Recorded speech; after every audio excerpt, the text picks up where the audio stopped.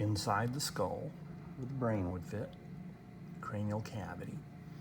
The bones would be the frontal bone, the ethmoid bone, sphenoid bone, temporal bone, occipital bone.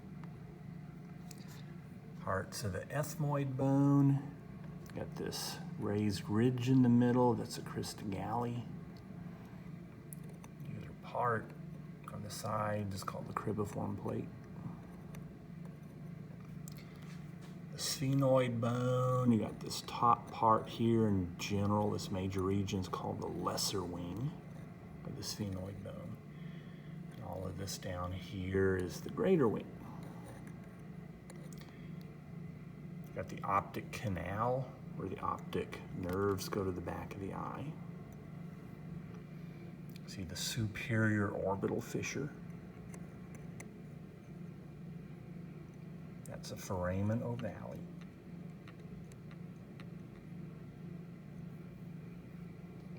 The temporal bone.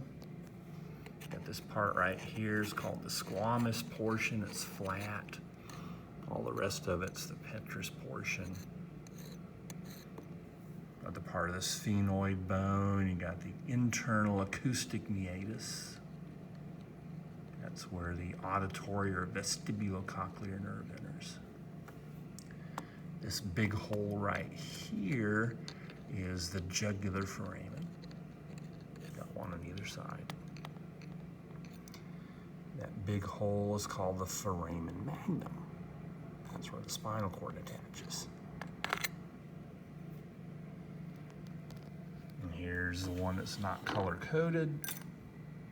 You got the frontal bone, ethmoid bone, sphenoid bone,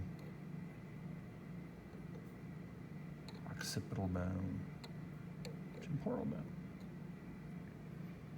That little ridge in the middle is a cristagalli. Plate.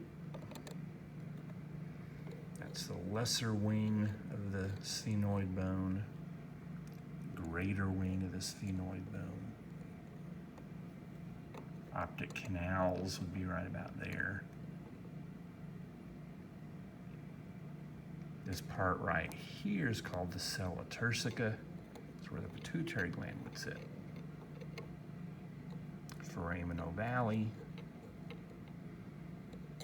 Parts of the temporal bone. You have the squamous part that's flat, the petrous part that's not flat.